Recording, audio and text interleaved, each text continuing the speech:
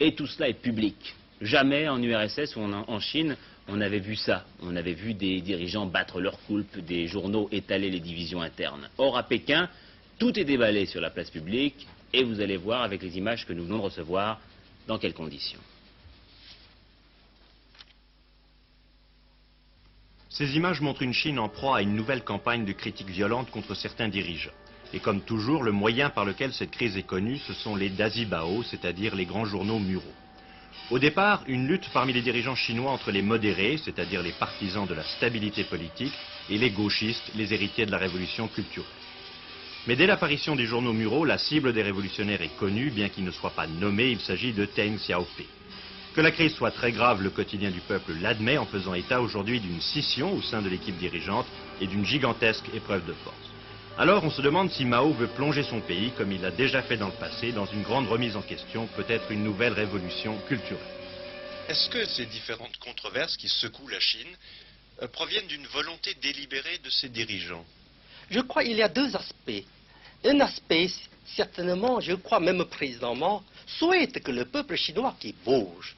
D'après lui, le plus grand mal d'un peuple ou d'une nation, c'est qu'il ne bouge pas, c'est l'immobilisme.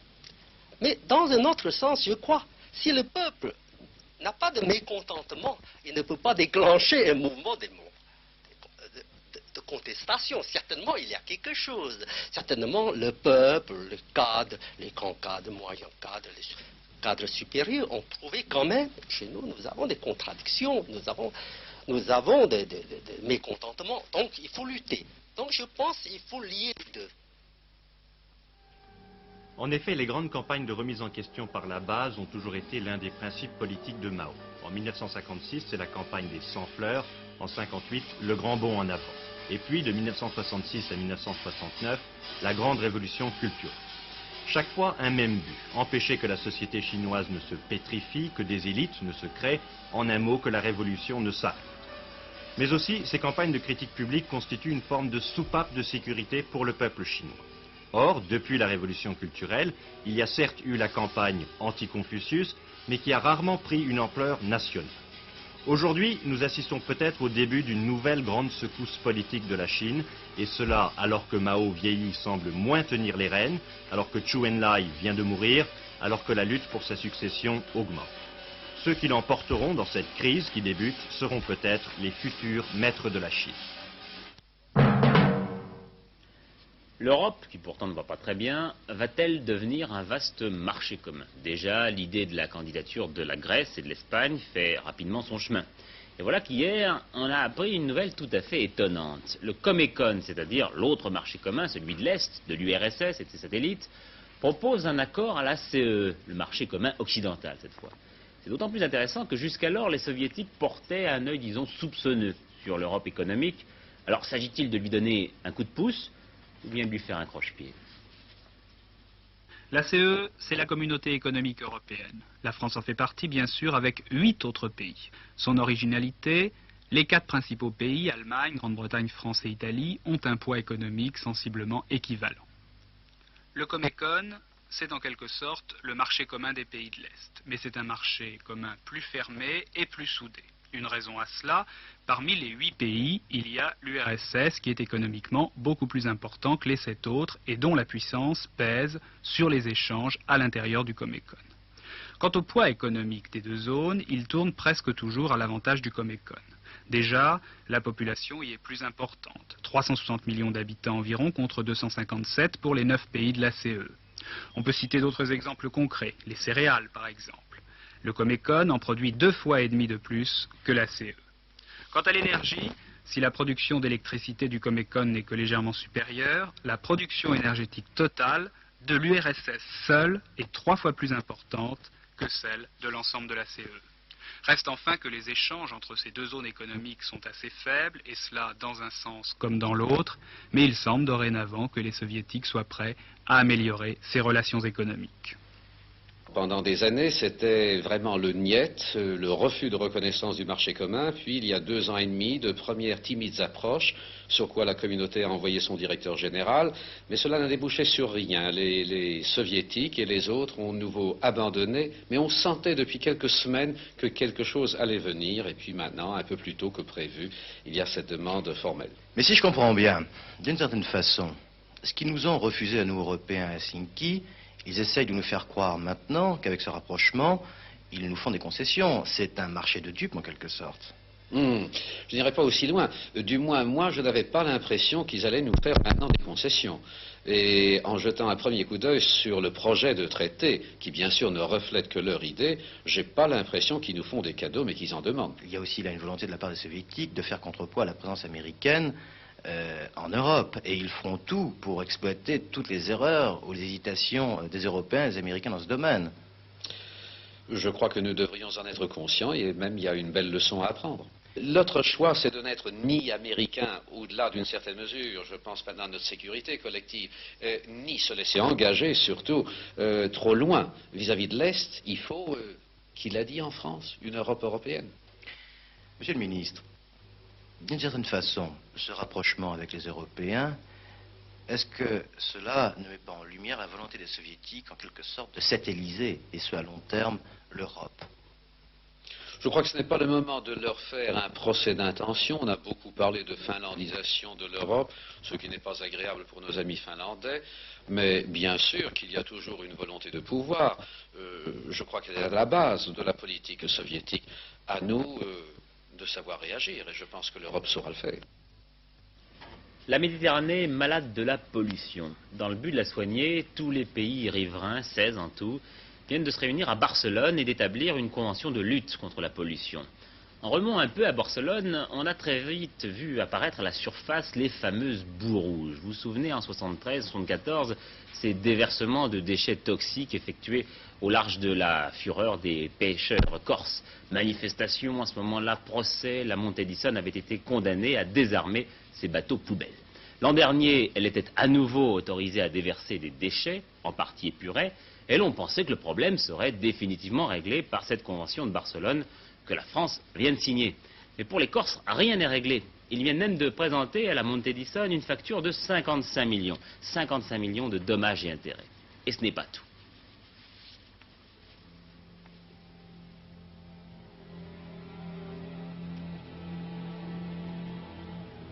Hélas, ce n'est pas une affaire classée. Lors du procès de Livourne, la Montedison, effectivement, s'était engagée à mettre en place un épurateur au 31 décembre.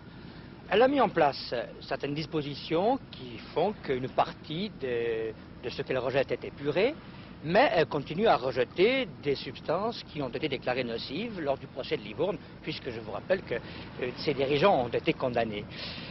La date limite de mise en place de cet épurateur était le 31 décembre 1975. Cette date est passée et il n'y a toujours pas d'épurateur.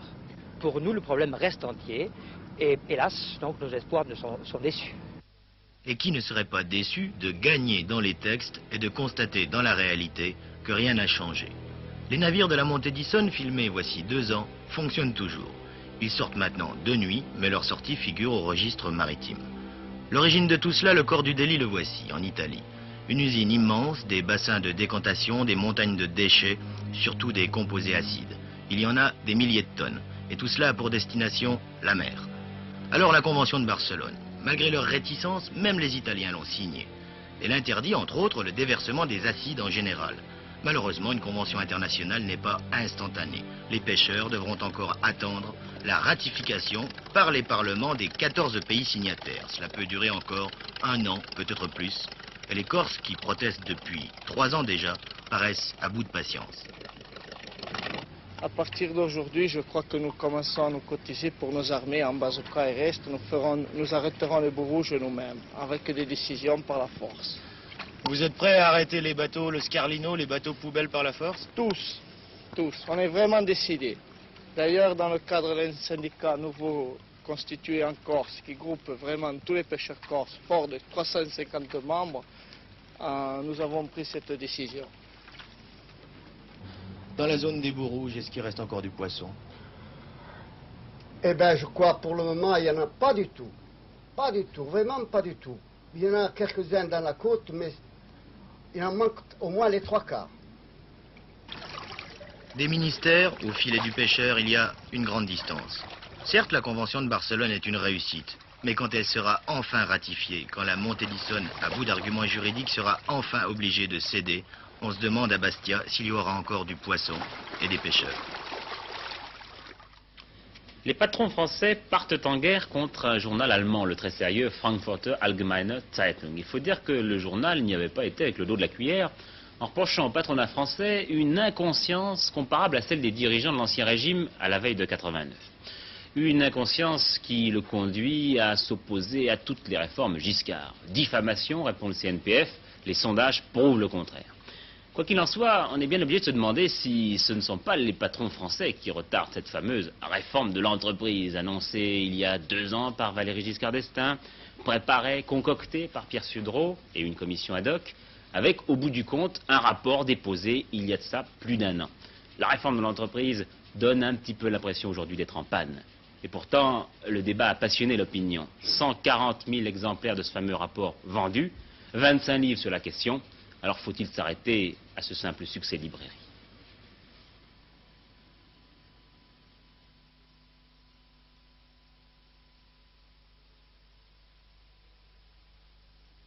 Ce n'est pas seulement un succès de librairie. C'est en fait, je dirais, une base de réflexion sur laquelle le gouvernement est en train d'agir. Car le gouvernement est déjà engagé sur la revalorisation du travail manuel, sur la réévaluation des bilans, sur les accidents du travail, sur un certain nombre d'axes de réflexion que nous avons provoqués. Alors ça, c'est tout l'aspect social de votre rapport. Que les décisions ne sont pas encore prises. C'est pourquoi je suis impatient. Vous êtes impatient vis-à-vis du gouvernement, vous êtes impatient, je pense aussi, un peu vis-à-vis du patronat, qui lui a carrément dit non à pratiquement toutes les propositions de votre rapport. Surtout, le patronat, à mon avis, a commis l'erreur de dire que la réforme ne doit pas être engagée de l'extérieur. Il a insisté sur le fait que la réforme ne devait pas faire l'objet de réflexion de la part des pouvoirs publics. C'est-à-dire l'entreprise, c'est à lui et personne n'a le droit d'y mettre son nez. Je n'ai pas peur de le dire, un réflexe de droit divin. Et c'est l'autre problème essentiel posé par votre rapport, c'est quel pouvoir dans l'entreprise et par qui? Par les gens qui y travaillent. Et sur ce point, je dois dire que c'est une des propositions qui est très controversée, c'est la co-surveillance. La co-surveillance est très controversée parce que nous avons eu l'air de créer, je dis bien eu l'air de créer, car nous ne sommes pas allés très loin dans cette proposition, je tiens à le dire, nous avons eu l'air de créer un crime de lèse-majesté au capital. Ce qui me paraît grave, c'est qu'on puisse dire aujourd'hui qu'en 1976, l'entreprise puisse être dirigée, administrée, comme à la fin du Second Empire. Bon, c'est dur, c'est pas facile d'intervenir et de modifier l'entreprise, mais enfin, il y a quand même quelque chose que je comprends pas bien. Quand il s'agit de modifier les mœurs, prenons l'avortement par exemple, bon, on n'a pas hésité à violer pas mal de consciences françaises, à violer l'Église, et puis on a fait une loi et on l'applique. Quand il s'agit de modifier quelque chose qui touche au capital, au portefeuille des gens, alors là on va moins vite parce qu'on a peur que l'argent s'en aille en Suisse par exemple. Vous venez de faire la réponse vous-même. Les Français ont des idées de gauche, mais ils ont le portefeuille à droite. La vérité, c'est que le problème de l'entreprise est posé depuis très longtemps dans notre pays. Les Français, ceux qui détiennent l'argent. Non, non. C'est un réflexe, je dirais, collectif, de réaction collective en France. On ne veut pas toucher aux droits de propriété, n'est-ce pas? Même le Parti communiste maintenant estime qu'on ne doit pas toucher à la petite propriété. La notion de propriété reste encore sacrée. Modèle 1804, Code civil, etc. D'autre part, on ne peut pas vouloir tout à la fois, améliorer l'entreprise et en même temps engager un processus de politisation, de désorganisation des entreprises. Je suis très frappé par le fait qu'en Allemagne, en Suède ou en Hollande, les ouvriers, les salariés font la grève, mais respectent l'entreprise comme instrument de promotion, comme instrument de pouvoir économique. Et alors, à votre avis, pourquoi les ouvriers français font la grève et ne respectent pas l'entreprise? Eh bien, parce que les ouvriers français, jusqu'à maintenant, sont d'accord sur ce schéma. Mais disons que, quelquefois, un certain nombre, et c'est tout le problème des affrontements que nous avons à démêler, ils engagent, à travers leurs revendications, quelquefois, des clivages politiques et idéologiques qu'ils sont seuls à le faire en France. Une politisation excessive aboutit à des organisations d'entreprise. Moi, ça me gêne un peu de vous entendre dire que les ouvriers allemands seraient des ouvriers sages et que les ouvriers français seraient des ouvriers pas sages parce qu'ils font de la politique. Tout ce que je demande, c'est qu'on respecte, que l'on prenne conscience que l'entreprise est un instrument de promotion économique. C'est un instrument de notre civilisation. Il faut étudier donc l'entreprise en dehors du brouillard idéologique et faire en sorte que, justement, les problèmes de l'entreprise soient examinés à tête froide, en eux-mêmes, objectivement. C'est ce que nous avons cherché à faire. Je suis bien d'accord, mais une fois que vous les avez posés, ces problèmes, il y a des endroits où il y a des verrous, et ces verrous, c'est à qui de les faire sauter? Normalement, c'est au gouvernement de prendre ses responsabilités. Bon, vous avez choisi finalement d'être un sage en acceptant de travailler sur ce rapport avec tous les gens qui ont travaillé avec vous. Ça n'est pas l'action, hein, c'est la réflexion. L'action, vous auriez pu l'amener en acceptant par exemple d'être ministre du président de la République. Vous me faites beaucoup d'honneur en disant que je suis un sage. Et je ne voudrais pas qu'on puisse croire que ce travail puisse servir de tremplin pour un Marocain ministériel. Oui, mais enfin, vous êtes intéressé à la politique. Vous avez fait de la politique en tant que responsable. Permettez-moi de vous dire, sur le plan personnel, et ce sera, si vous permettez, le mot de la fin, c'est que les camps de concentration m'ont donné le sens de la relativité de la politique. Vous êtes contre le présidentialisme? À la limite, je suis contre, je dirais, la concentration des pouvoirs, et je souhaite garder ma liberté d'expression, d'opinion et de pensée. Jean Servet est mort aujourd'hui à Paris à la suite d'une opération. Il avait 66 ans, derrière lui plus de 50 films. Son dernier rôle, il y a 2 ans, dans Le Protecteur de Roger Hanin, et au théâtre, une interprétation remarquée du Marquis de Sade dans Marassade. Et puis toujours la confusion au Sahara. Voilà aujourd'hui que l'ambassadeur du Maroc à Paris dit que les 5 jeunes Français ne sont peut-être pas morts et sont aux mains du Front Polisario. Bref, au moins une des 3 parties de ce conflit ment et l'attente est insupportable pour les parents.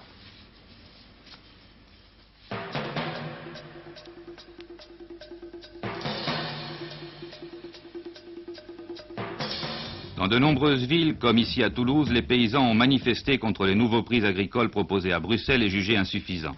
Mais sur ces prix, les ministres de l'Agriculture de la communauté n'ont pu, eux non plus, tomber d'accord. Ils ont ajourné ce matin leur discussion jusqu'au 1er mars. La France, première nation occidentale à reconnaître la République populaire d'Angola. Les autres pays de la communauté européenne en feront autant dans les prochains jours. En Angola, toutes les villes sont maintenant occupées par le MPLA pro-soviétique. Les vaincus de la guerre civile installés dans la forêt préparent la guérilla. Le bureau exécutif de l'UDR se réunira ce soir sans Michel Debré. On doit y parler du problème des institutions européennes et l'ancien Premier ministre estime avoir déjà suffisamment défini sa position. M. Debré est hostile à une élection au suffrage universel de l'Assemblée européenne.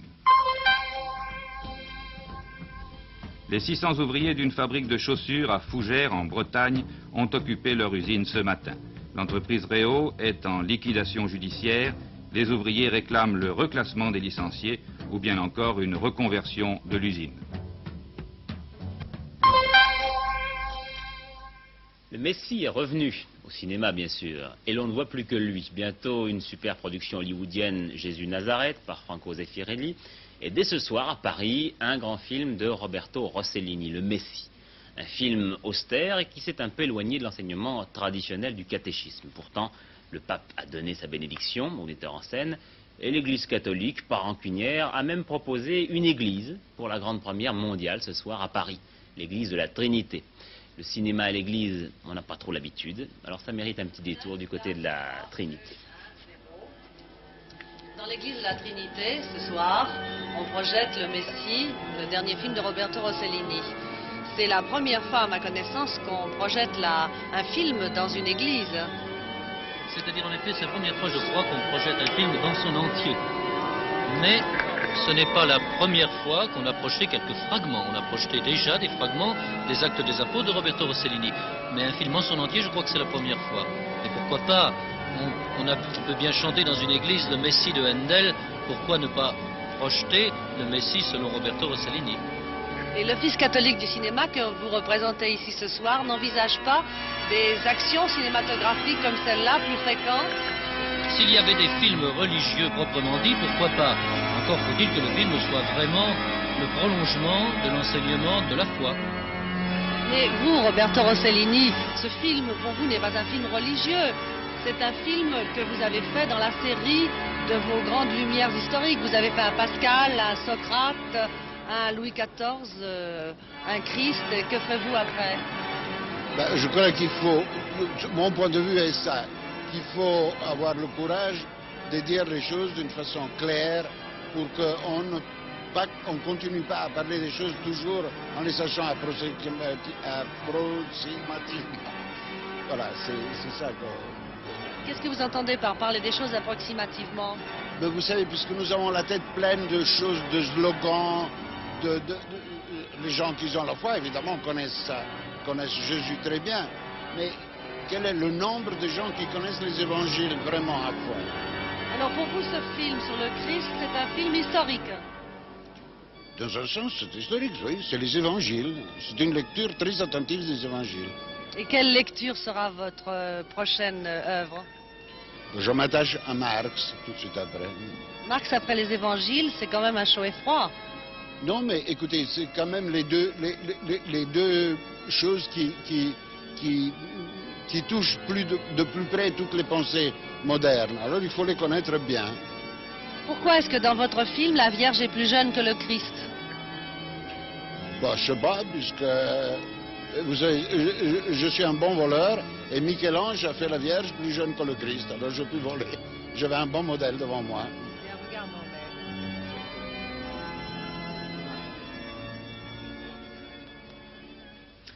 Je n'ai pas terminé sur de très bonnes nouvelles, le temps et les impôts. Alors d'abord les impôts, vous n'avez plus que 3h38 pour payer votre premier tiers provisionnel, c'est-à-dire jusqu'à minuit, au-delà 10% de plus. Et puis le temps, eh bien vous l'avez vu aujourd'hui, malgré les éclaircies, les températures sont restées plutôt fraîches, entre -1 et +5 degrés.